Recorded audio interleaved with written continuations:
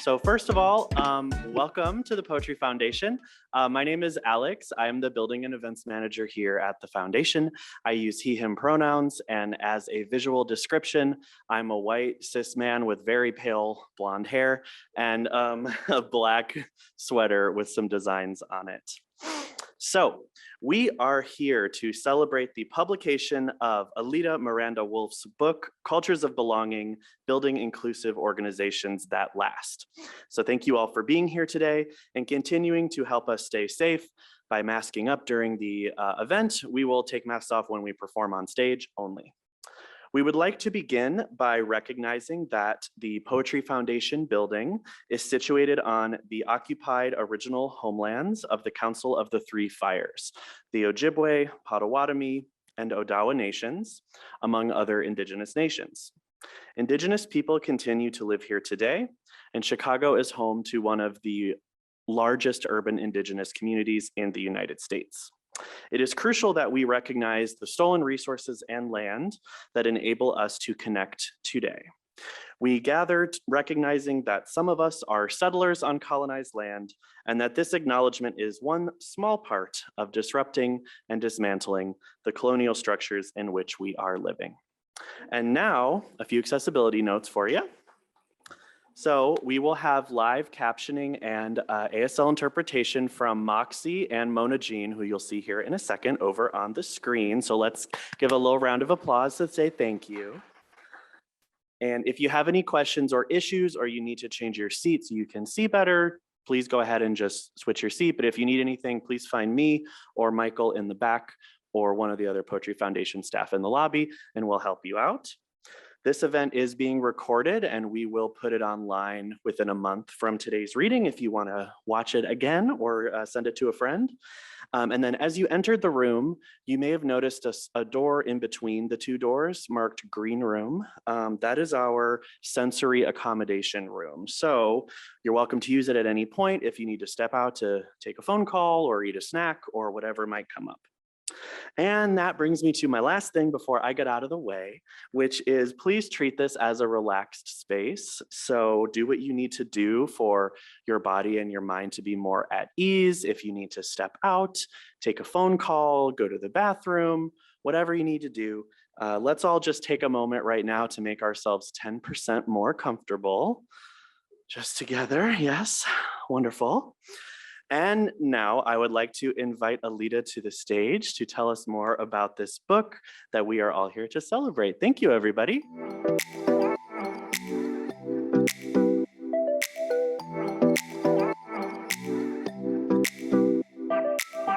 Hello, everyone. I am going to adjust this because I am 5'2".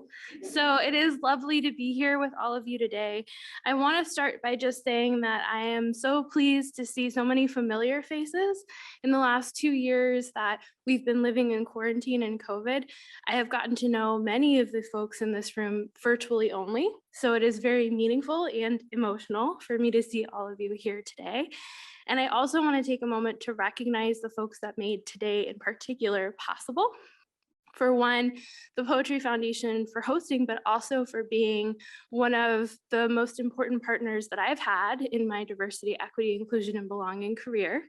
I want to thank my publicity team, K Publicity, who is here today, as well as a number of folks who made the book possible, including 51st Street Books, 51st Word Books, who is here as our partnered bookseller. I want to thank HarperCollins Leadership, publisher, agency representation, Marilyn Allen from O'Shea and Associates. And I really want to thank my team, many of whom are here today, my family and my friends. I especially want to call out my mom, my best friend, and my husband who are here today and are the reason that it was possible for me to write a book. And then I do want to recognize that there are two people who've been part of my life for a long time who are here to celebrate with me. So Hillary Higgins, my photographer, has been with me since I got married and is now here as I am about to give birth and announce this book. And then Will Smith, our guitarist here today, has been my classical guitar instructor for the last 4 years. So before I start today's reading, I want to name my identities for both a visual descriptor and as part of when we discuss cultures of belonging, where it starts, which is the self. I identify as a white passing Hispanic cisgender woman with an invisible disability. I am a pregnant person. And I come to this work of diversity, equity, inclusion, and belonging really for two reasons. The first is that I have never belonged anywhere. And that has driven both a fascination with belonging and a deep understanding of its importance. And the second is that from the beginning of my adult life, I've really felt called to teach love, heal harm, and scale belonging. With all of that said, I also am someone who loves spoilers. So the reading today is essentially taken from the beginning, middle, and end of the book so that you know what you're getting into. And hopefully it's something that will be enjoyable for you. So kicking us off, I'll start by just naming what culture and belonging mean to me. Culture and belonging are not the same, though they are often talked about interchangeably. To start, not all cultures are healthy, inclusive, supportive, or positive. Similarly, even in healthy cultures, not everyone will feel a sense of belonging. In fact, that's to be expected, and it isn't necessarily wrong. To make sense of what cultures of belonging are, we have to start with some basic definitions. Culture on its own is simply a shared way of life. It's neutral in nature, and I'm betting you've seen clear examples of unhealthy, healthy, good, and bad ones in your career. The best definition of a healthy culture that I've seen comes from the historian and scholar Joshua Rothman. He defines culture as happening when a group of people come together and they discover a good way of life. That their good way of life might express itself in their habits, institutions, and activities, and that those in turn might help individuals flourish in their own ways. For Rothman, culture is not just a shared way of life or a set of behaviors or values. It's an intentional process that people in a group engage in together. Importantly, in his definition, culture doesn't automatically equate to belonging either. And this is where I want to call out my definition of belonging.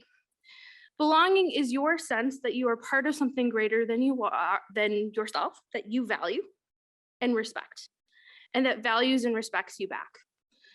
In other words, belonging creates a strong sense of connection, reciprocity, and shared value. For those of you in organizations today, no matter how hard you try, not every employee will value your organization or feel they're part of it in a meaningful way. Employees may disagree with your goals or your values. They may lose touch with your mission and have a desire to branch out into other opportunities as a result. What matters is that you are creating a culture where everyone could feel belonging because they have the access and ability to participate in the organization's structures, growth, ideals, and principles. And they are shown that they are appreciated and valued through a wide range of cues. So how do you know if my approach to building a culture of belonging is the right approach for you? I very much believe in tenets and principles, and so I'll be sharing mine with all of you to determine if that would work within your organization, within your community, within your social circle. Sticking to organizations, the first thing that this entire book is predicated on is that the business case exists. What matters is how you take action now. The term diversity management is not new. It's been around since the 1980s, and the question of integration, including in workplaces, has existed since the days of the first abolitionists. Asking why we should invest in diversity, equity, inclusion, and belonging just simply isn't that important anymore. What's important is asking how we should invest. And the actions that you take must be specific, relevant, and possible in your organization. DEIB is also not organizing or activism. It is rooted in workplaces. It is a product of them. So unless the organization itself is in the business of activism, there will always be a push and pull in how you spend your time because of the pressure to meet outside needs, financial needs, customer needs, organizational goals. We want to bring those things together as much as possible and acknowledge that they may sometimes be in tension. The order of things matters. When change is introduced into a system too quickly, the system rejects the change. To design interventions that stick, you have to accept that DEIB is a gradual, incremental process. You want to start by honestly and openly evaluating where you are and who in your environment makes the rules, implicitly and explicitly. That does not mean that you shouldn't think big. It means that when you are thinking big, ground yourself in a practical, realistic plan. First, build muscle memory, then worry about transformation. This is a place where I may differ from a lot of my colleagues in DEIB, but my belief is that changing someone's mind is actually a lot harder than changing their behavior, especially in a work environment. Even if you have a leader who resists DEIB, you can ask yourself, did I build a process or practice that they have to follow every day in order to do their job? That is ultimately how you overcome whatever the intentions are and ensure benefits and positive impacts for others within the organization. Plus, if they get used to doing the right thing, they may even believe it is the right thing to do. Behavior often starts us on the path to changing our minds. I also want to note that resistance can be overcome. If your colleagues don't believe in justice, equality, equity, and belonging, of course they're going to oppose your changes. Change is hard, and our existing system is ingrained deeply into the parts of ourselves we struggle to understand or control. Fortunately, I know that the worst kinds of resistance gradually shift when exposed to the right balance of logic, empathy, and authenticity. You just have to believe that people can change. And I'll add here that you are not changing any one person, you are helping them change themselves. And that distinction is very important for this work. And the last tenet is that hope and optimism are the only way forward. And I really believe that Adrienne Marie Brown says this better than me. She writes, I have come to believe that facts, guilt, and shame are limited motivation for creating change. Even though those are the primary forces we use in organizing work. I suspect to really transform our society, we will need to make justice one of the most pleasurable experiences we can have. When we are encouraged to lean into the pressure of responsibility in DEIB in our workplaces, we have much more potential to create harm for ourselves. And so a tenet of this book is to learn to forgive, not for those who create damage or harm, but for ourselves. In other words, healed people heal people. So above all else, the underlying idea that holds up all of these tenets is both simple and hard, which is we have to believe in the possibility of a better future and find ways to get there. Now, that is not an easy thing to do. And I know that it's not an easy thing to do because I can't always do it. And I didn't feel like I could do it when I was writing this book. In fact, when I was writing this book, it was the heart of 2020. And I was confronting grief personally, professionally, culturally. I was in a space where there was a center of national grief. And I found myself hitting low points more and more as I continued to put so much effort into change and not see where it was going to take us. And so I did what I thought was going to be the right thing, which was in a particularly difficult client situation. I stepped away and I turned on YouTube and I watched a video by Abby Thorne, also known as Philosophy Tube, on work.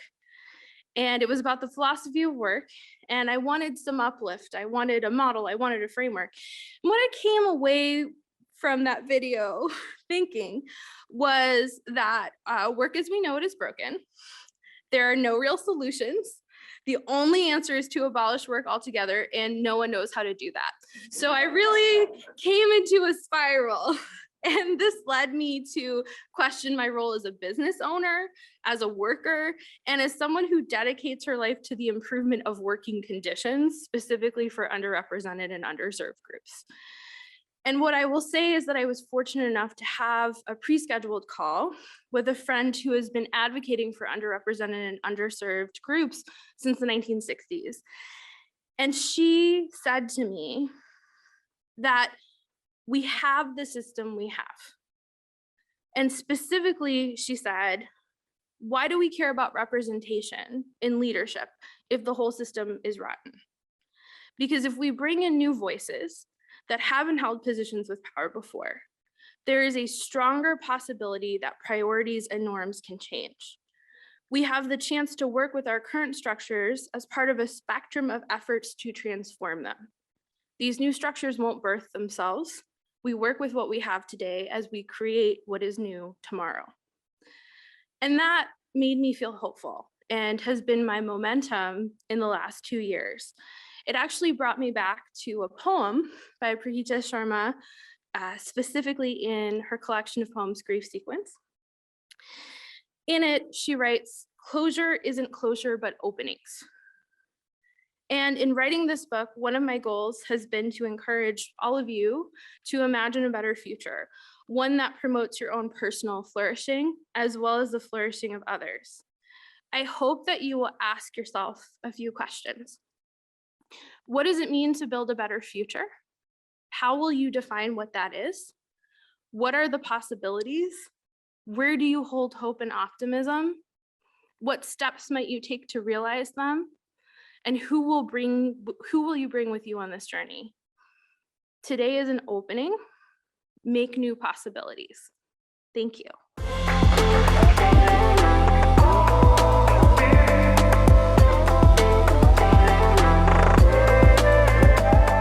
Hi, everybody. Hi, everybody. Thank you. I'm Michelle Boone, the president for the Poetry Foundation.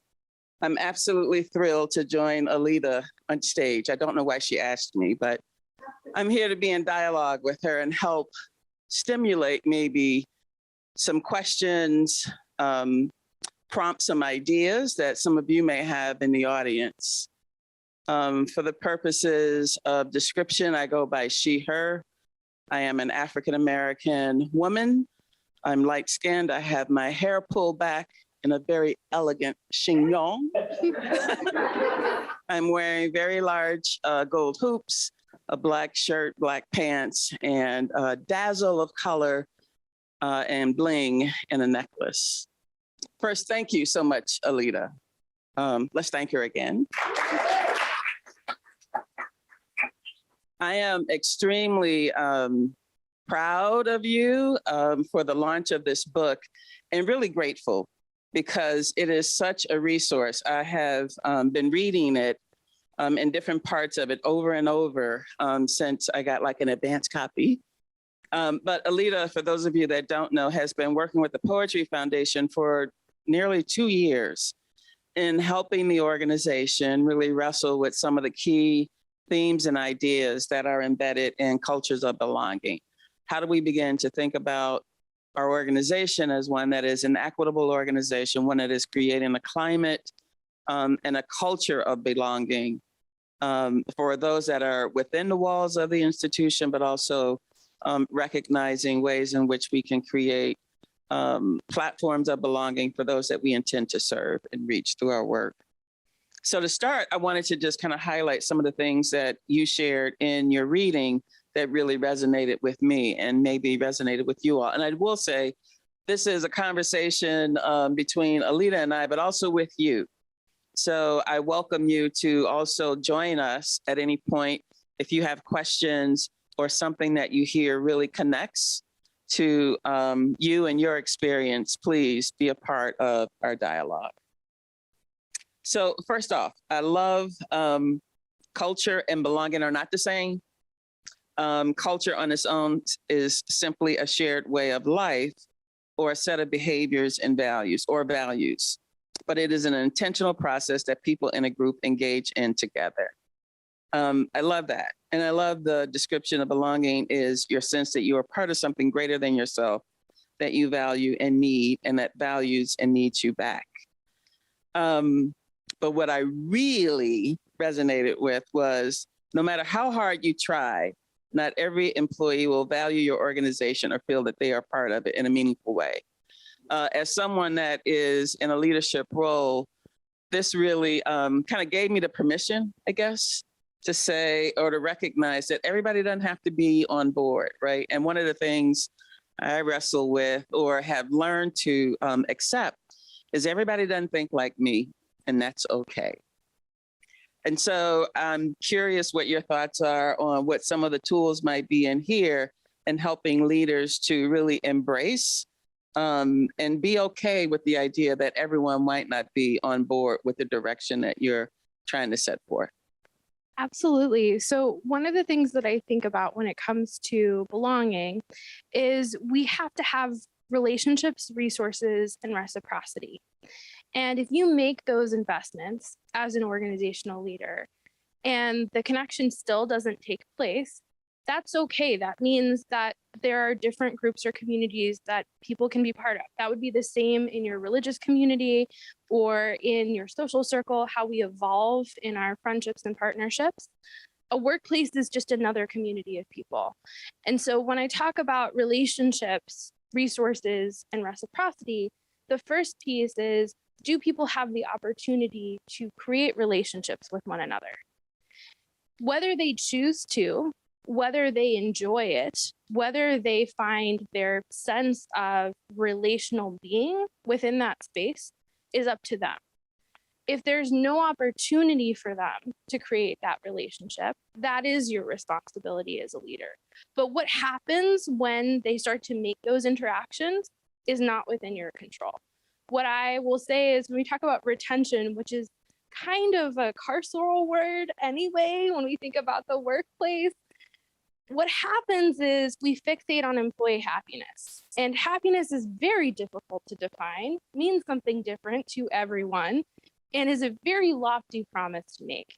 Instead, the focus is commitment, in my view, that'll be more beneficial. And in order to feel committed and to feel part of something greater than yourself, you have to feel that you have a connection to others.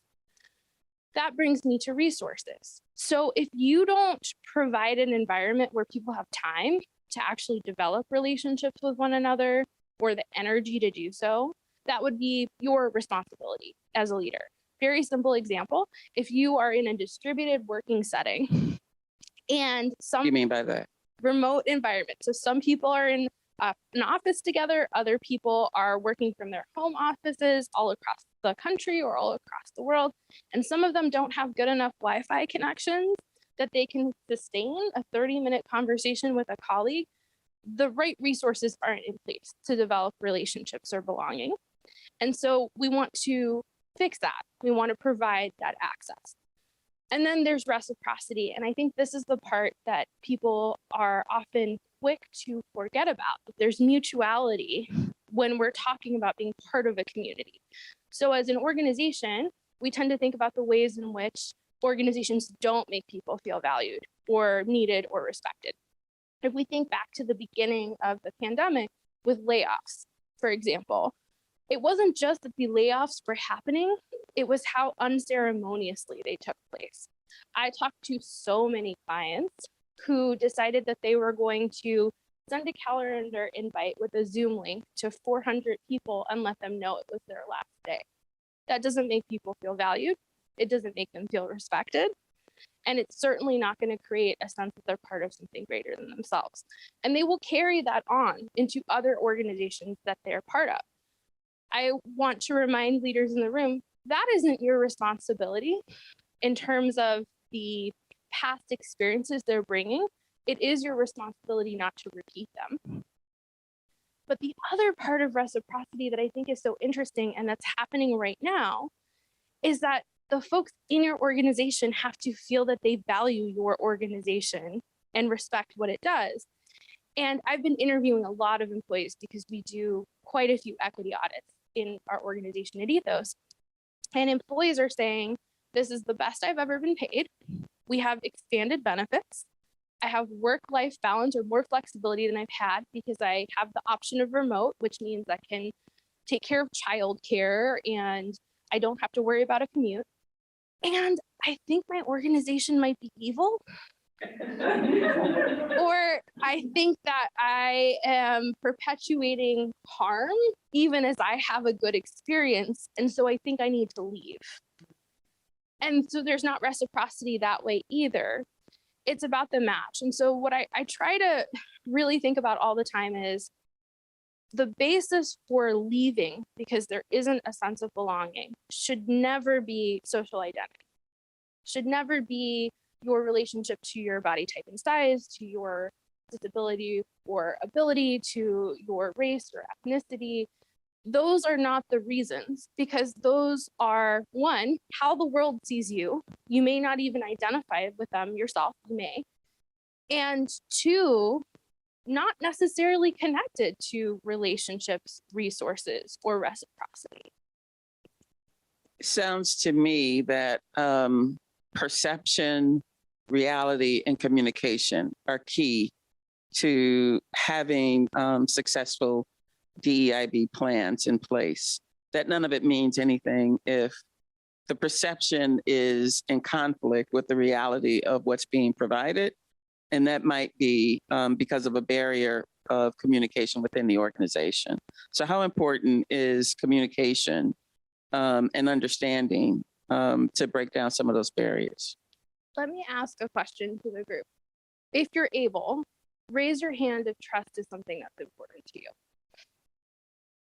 And as you can see, it's most of the room. So when we think about communication, we often forget that trust and communication are fundamentally linked. So in terms of how we create those avenues of communication, how important is it? How do we put DEIB into place? I like to go back to the work of Rachel Botsman. Rachel Botsman is a trust researcher who became really known for predicting Airbnb before it happened, but has since studied how we develop trust. And what she has said is, for one, trust is the currency of interaction. We trade on trust every day. And trust is about having a confident relationship to the unknown. So how does that get compromised in the time of remoteness? Absolutely. So one thing that happens in remote settings is we try to make trust by being transparent. And the two are not the same thing.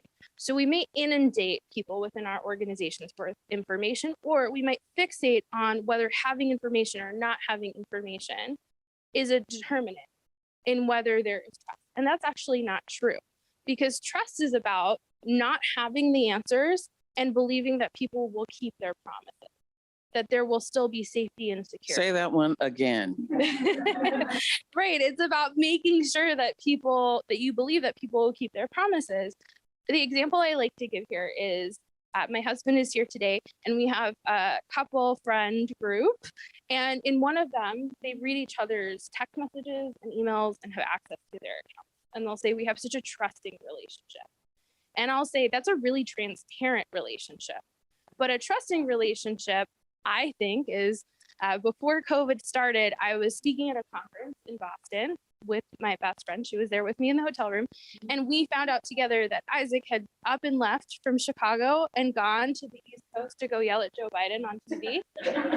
And he just up and left. And I was okay with it. And he was okay with it, because I knew that he was making a responsible decision and he knew that I would understand. So that would be trust in that situation. I believe that he is going to make a decision that won't harm me, and he believes that I won't hold that against him necessarily. In organizations, think about how rare that is. If we don't have all of the details, if we don't have all of the facts, if we don't have all of the information, we believe that something bad is going to happen to us. And it's because likely it has, because there hasn't been a real investment in earning the trust of one another. And a remote environment is going to exacerbate that because of clustering. So what clustering is that we tend to group together by similarity. And If you go into a cafeteria, you can see it. People who look like each other are sitting with each other. Well, in remote environments, that happens at a hyper scale because you choose your Slack group, you choose who you set a Zoom meeting with, and instead of maybe having to incorporate a few other people from that cafeteria into your lunch group, you can talk to the same 3 people every single day and not interact with anyone else. And so that's going to compromise this ability to create trust. And then there's also just the element of not being able to speak a shared language, which goes to your point about communication. If we are talking about separate things, we are going to miss each other. So if I am talking about my group level experience, my cumulative experience of being a pregnant person in the workplace, and you are hearing me and saying, I think you, Alida, are telling me that I am intolerant of you as a pregnant person, we're not talking at the same level at all. I'm talking about issues with the overall environment, policies, procedures. You're talking about the interpersonal. There's going to be a fissure between us because we aren't even naming what we're communicating about. So I don't necessarily say don't give all of the information. Make sure there's clarity in the information you provide. It's intentional, it supports an outcome, but actually spend a lot of time naming why you're even communicating, what's important about it, and what you need to be aligned on. And this all seems like best practices culturally, but it's especially important when we think about diversity, equity, inclusion, and belonging, because we know cognitively we are way less likely to listen to people who are different from us. I think the other challenge, though, is that everybody doesn't have the same starting point or context. And the lack of, the confusion around just the variety of definitions for what is diversity, what is equity, what is inclusion, what is belonging.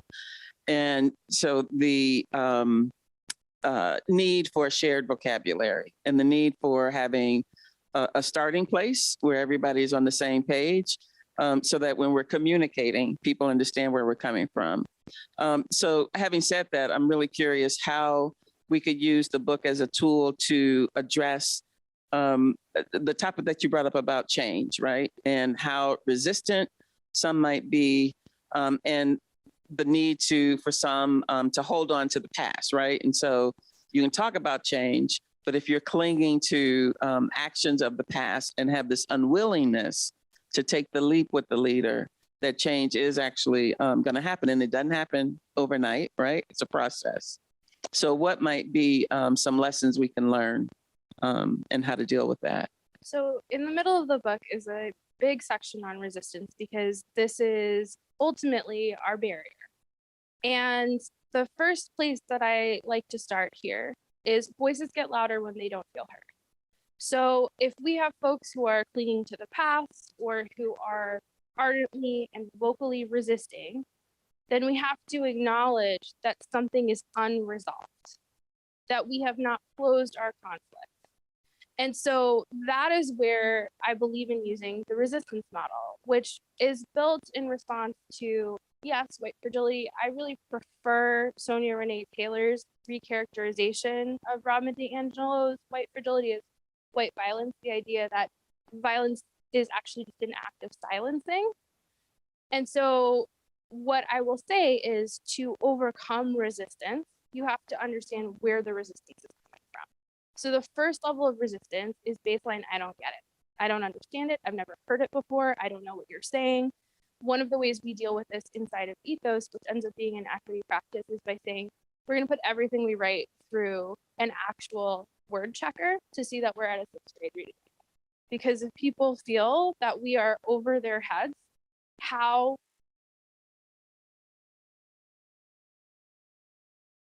operated in the US. We are not artists in that particular way, so we may lose some of the metaphor, but we may bring people along with us in the change as a result. But ultimately, when people don't get it, it's about breaking down information so that they do, presenting them with the data, with the evidence, with the exposure, with the experience. One of the reasons that cultural immersion ends up being a very successful strategy for challenging implicit biases, because you are now exposed to something that makes you understand what you could not understand before. What's so challenging about resistance is that pretty much everyone feels comfortable saying that they don't get it. What they don't feel comfortable saying is that they don't like it. And that's where most resistance is. I don't like it is something you're saying challenges my value system or my sense of self or my ego. It threatens me. It threatens my way of life. And what's so challenging about this level of resistance is that the only psychological tool we know of that has been studied that works on it is empathy. It can be very hard to be empathetic to somebody who rejects you in all that you are as you try to relate to them. And that's one of the reasons we talk about allyship and advocacy being important, because it shouldn't be the work of those experiencing social rejection, exclusion, and discrimination to have to empathize all the time. At the same time, Wendy S. Walters in The Fire This Time writes that when people feel misunderstood, they refuse to understand.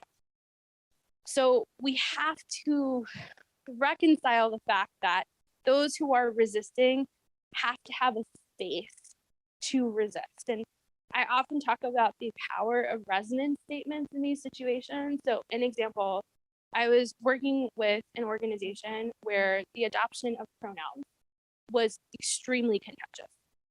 They didn't want to do it. They gave all kinds of reasons. Grammatically, it doesn't make sense. This doesn't cohere with my political orientation or my religious affiliation. And I started just by saying, let's talk it out. What's going on? And the person in front of me is saying, it doesn't make any sense. All the language is changing. There's no real reason for it. This is just about making things confusing for other people. This is a power grab, and going on and on and on. Now, I don't agree with those points, but I can still validate that person. And so what I said is, what resonates with me in what you're saying today is that there's a lot of change happening. It's really confusing and it's hard to navigate. And I hear that. Wow, you're good. But what happens in that situation is we do have a reciprocity response. So when you make that kind of offering to someone, they're more likely to hear what you have to say because they're not thinking about their counter argument. They're thinking about the fact that you just created space for them. What I can tell you is the hardest kind of resistance for me personally as a people pleaser, especially, is the third level, which is I don't like you. So the reason that I am not going to change, the reason that I am resisting is I don't like you. And we're seeing that with a lot of our legislation today. What you are is the problem. And I will never forget it because I learned. Or what you represent. What you represent, absolutely. Even, what you do. I will never forget just the situation that I was in at one of my first organizations that I worked in, which actually there are folks here from today, which I'm very honored and pleased to see. So there was a person who worked at that organization that I was working with on a new project, and I could tell that he was kind of skeptical of what I was doing, diversity recruiting work. And he and my mom have the exact same birthday. So when I was at the bookstore buying my mom a book for her birthday, I bought him one too, just because I thought of him. I was a birthday fairy in college, so that meant that I remembered everyone's birthday and got them a present for all of the 80 people who lived in July 17th. July 17th. Noted. So I got him a book and I left it on his desk and I wrote a card for him and he never said anything to me about it. So finally we had a meeting and I said, hey, I just wanted to know, did you have a chance to open the gift I put down for you? And he was like, I've just been trying to figure out how to talk to you about it because my colleague said that the only reason that you would ever give me a gift is because you want something from me. And that's been my experience of all DEIB practitioners. You're just trying to kind of warm me up so that I do what you want. And that was unpleasant and painful and difficult, especially given the kind of person I am. I am one of those people who genuinely likes people. I've tried to be the kind of person who doesn't and really be an existentialist and have Sartre everywhere around me, but I do genuinely like people. And so I thought, okay, what's the most authentic response I can give? And I said, I do want something from you. I want you to like me because I like you and I want to work with you. And I remembered you because you have this weird connection with my mom. And if that's really the issue, then you should just tell me that that's the issue. And I will promise to tell you why I am doing things, even if they don't make me look good. And I will be consistent in that. And I later learned from an incredible practitioner, Jackie Bissara, who practices in DC, mostly works with government agencies. This is how she was able to overcome being, at the time, it's called multicultural practitionership, how to overcome significant bias when she was doing this work after 9/11 as a Palestinian woman. And a lot of it came down to that. I promise that I will tell you the truth, even if it doesn't make me look good, but it is my story. And whether you decide to do that or not is up to you. It's too much. Yeah. I mean, well, this is what I often say. Vulnerability in of itself is a privilege. It's a privilege. Vulnerability, if you go back to the Latin, it comes from the root word for to wound. And some of us are going to get wounded a lot worse than others, depending on who we are anyway. So it is your choice, but it is a tool that is available.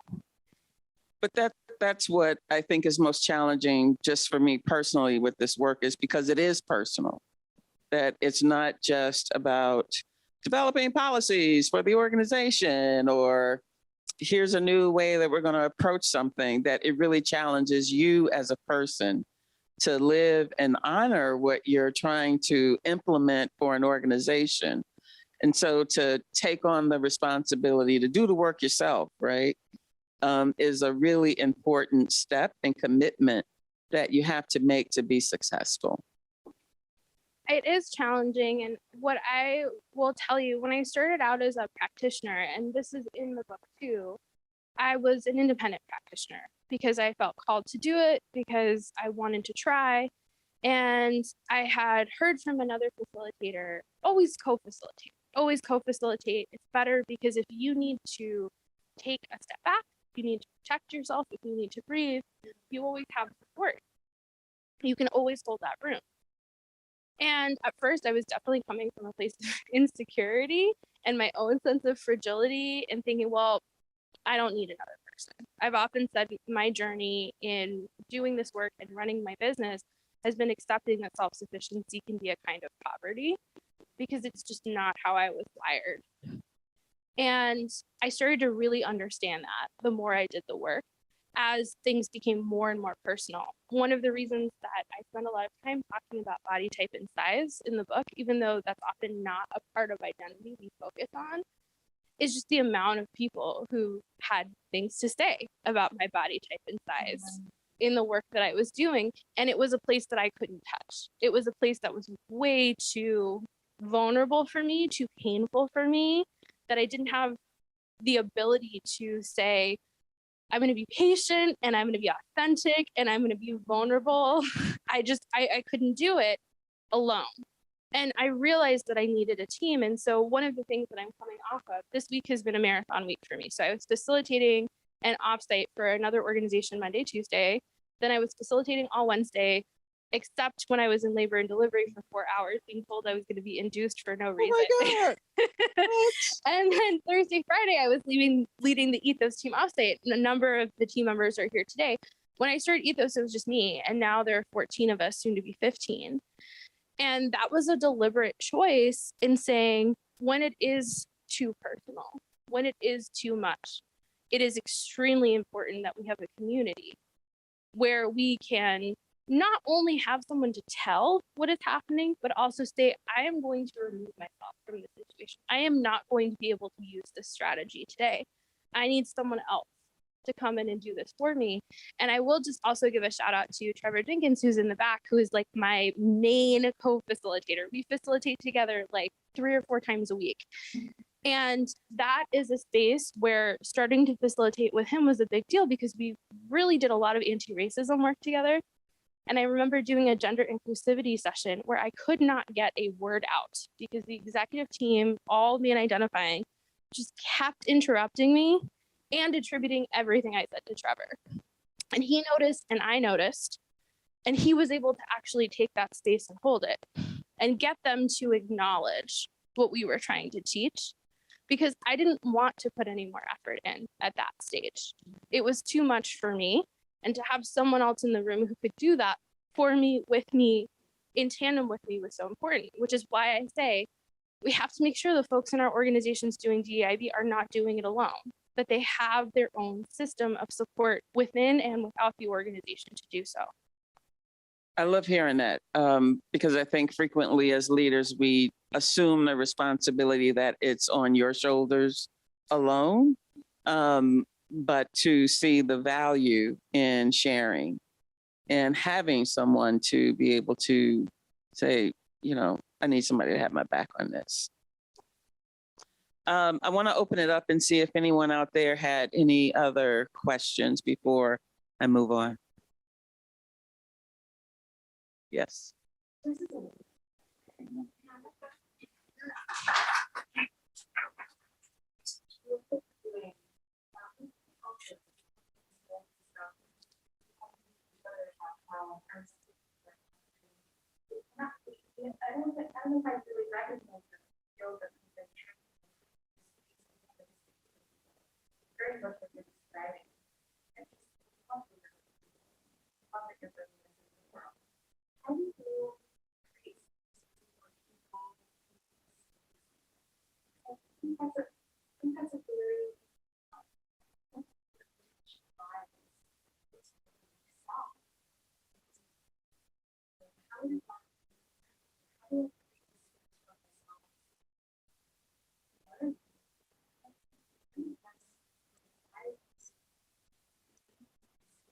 Yeah, and even giving yourself permission to have the space for mistakes.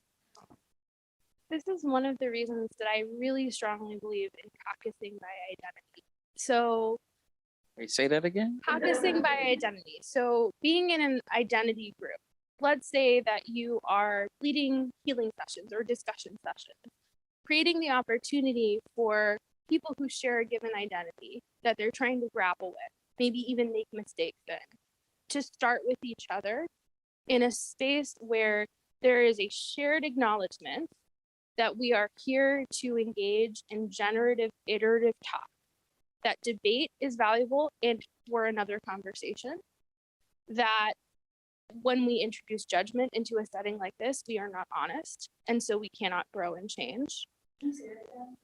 When we are in a space like this and we introduce judgment or one-upping or comparison, we shut down honesty because the default is to protect yourself. You're under threat. And so being able to be in that group and ask the questions and make the mistakes and practice the wrong language without being super conscious that folks are either explicitly or implicitly judging you for it is really vital and critical. The only caveat I have, and again, this is different for different practitioners, is I don't believe in caucusing where you don't ultimately come back together as a full group. Because by then, you have to learn how to make that practice you've just had a reality in those settings and navigate it together. And that's also why it's important that we have separate caucuses, because one of the beliefs that exists is if you are in a marginalized identity group, you're the expert on it. And that's simply not the case. You are going to be at different places in your own identity model, in what you see, in what you experience, especially because you're not just going to be one category of person. So that is something that I believe in. And then I will also say, I am the person who emphasizes impact over intention. And that doesn't necessarily apply when we're in homogenous groups. So let's say you're in a white affinity group. What value is there in folks like you jumping all over you to say, for example, I cannot believe that you just said homeless when the correct term is unhoused? How ignorant you are, or how socioeconomically elite you are. What does that actually do?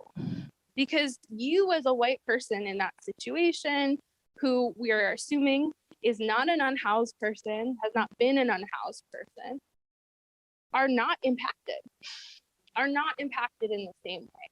And that could be an opportunity to build a bridge, to provide a resource, to educate. And so I have a lot of tolerance for emotional, difficult, critical, judgmental conversation and interaction to happen, between groups when they're coming together.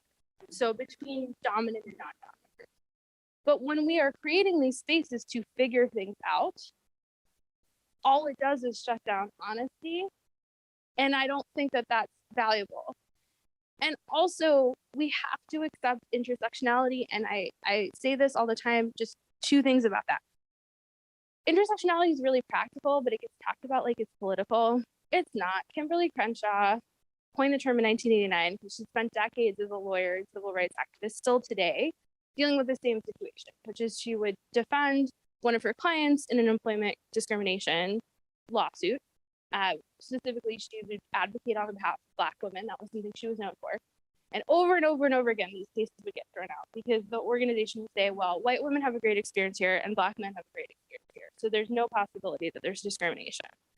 And Kimberly Crenshaw was like, well, being a Black woman is not the same thing as being a white woman or a Black man who have intersecting disadvantages and stereotypes about you, etc.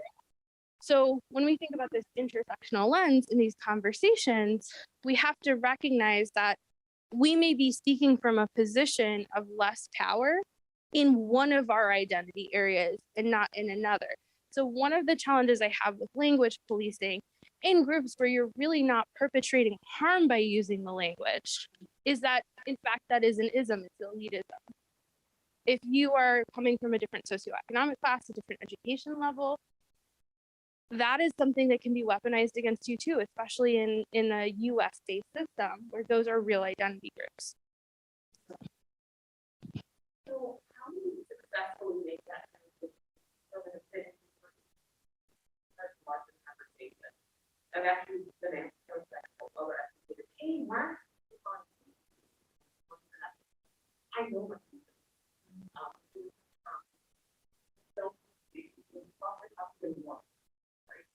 I'm a second language learner too, so sometimes I get my Americanism stuff mixed up, but I'm like, I don't want something to be what's I want it to be technical, so I think that this is the most valuable in terms of I want to be but I also want to be completely yeah, that's basically it. So that's the struggle that I'm going to do to make sure I'm having to be different. So I wrote a whole chapter in the book about this, towards the end, about what collective healing really does look like because of what you're bringing up. And the reality is, in an ideal world for me, your caucus is for process and practice. And when you come out of that caucus into the main group, you're there to strategize and implement. And you're assigning responsibilities based on an idea that comes actually from disability justice. So in disability justice, it is those who are most impacted who lead, and those who are least impacted who do. But ultimately, those who are most impacted set a lot of the agenda, do a lot of the ideation. And because of their own processing and practice, which looks very different from those who are not the ones so impacted, the direction is set and there's real guidance. And so for my experience and how I've worked with groups like this, the challenge that I see that exists is that we stay in processing and never move forward. And then when we process in blended or mixed groups, we reopen conflicts. We reopen damage or injury or harm instead of saying what I believe is the most important part of any kind of conflict management situation. What do we want in common? And how do we get there? And we can have plenty of disagreements and conflict on the way, but we're working towards this direction together, and there's a structure for it. That's my view, and some groups do that very well, and some groups struggle to get there. And I think it really comes down to this idea of, I have a very specific preference, which is for structure. I recognize that I'm a very structured person. I work optimally in those environments. And it is the sort of safety net for the group of being able to say, we've gone too far in this rehashing, refeeling, re-experiencing, potentially re-traumatizing. And let's think about what would make it better tomorrow and who is going to be responsible for dreaming that versus doing that. One last question. Business in the last like 6 months is a tend to outline.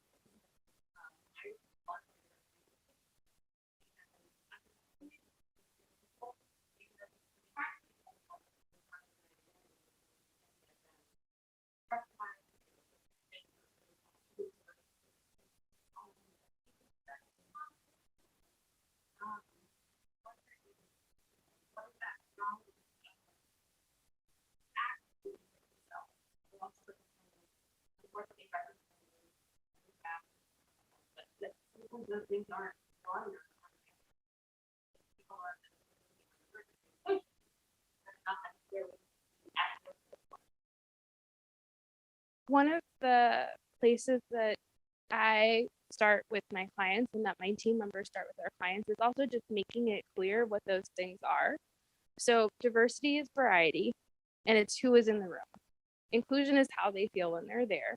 And equity is all of the processes to bridge that gap.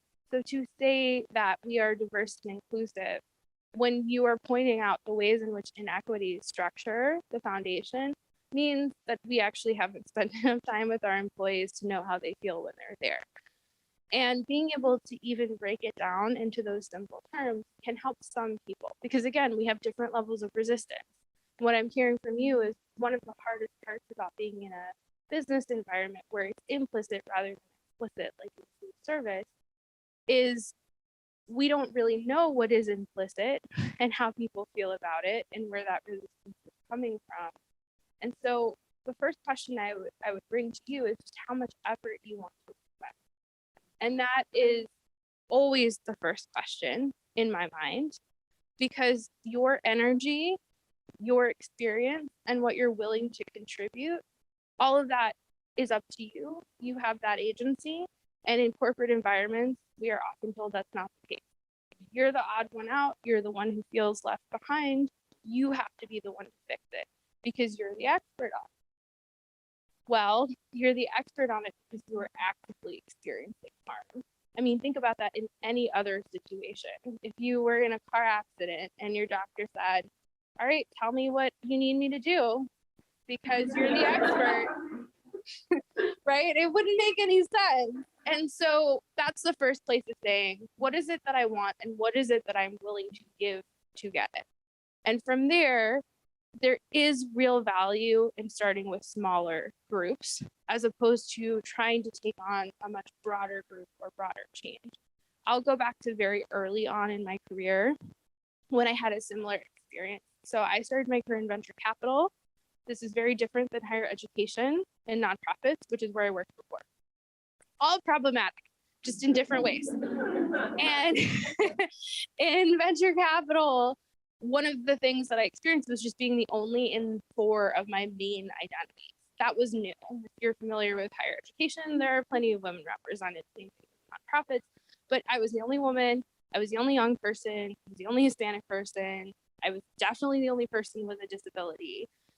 And when I was there, I remember talking to my mentor, and she said, look, you're not going to change the culture. You don't have the power, you don't have the authority, and you may develop the influence, but you don't have it right now. Where do you have those things? Probably your immediate team. You have 2 people on your team that you're responsible for.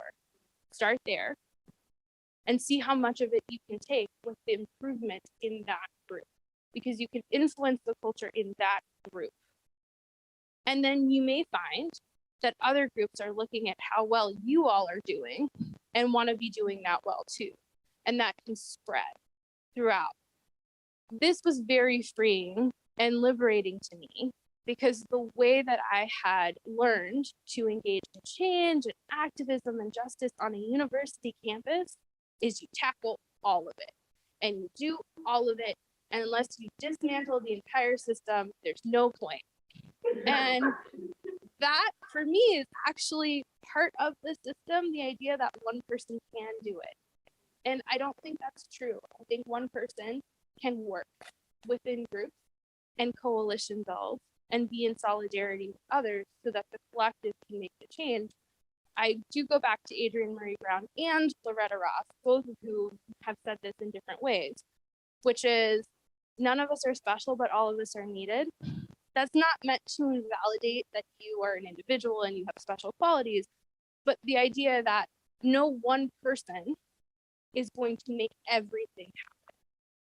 But all of the people involved in that group are needed to make it possible.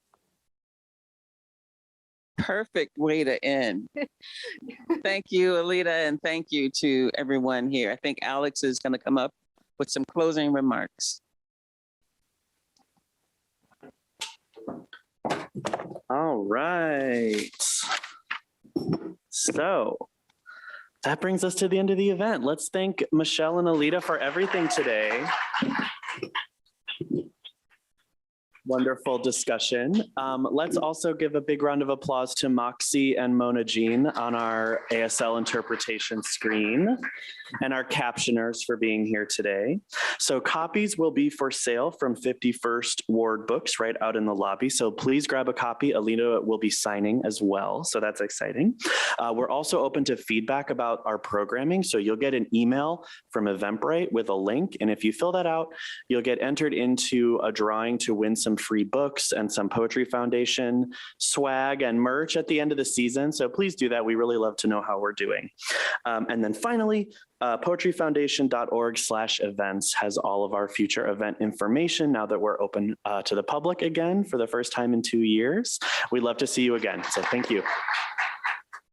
And not to steal any of the spotlight from Alida, but today is Alex's last day with the Poetry Foundation and his very last event that he's hosting for us. So we want to thank Alex for all of his hard work and dedication over the last 4 years at the Poetry Foundation. He's moving on to a new opportunity, and we couldn't be prouder of you, Alex, and more grateful to you for all of the work that you've done for us. So how about a round of applause for Alex, and let's send him out on good cheer.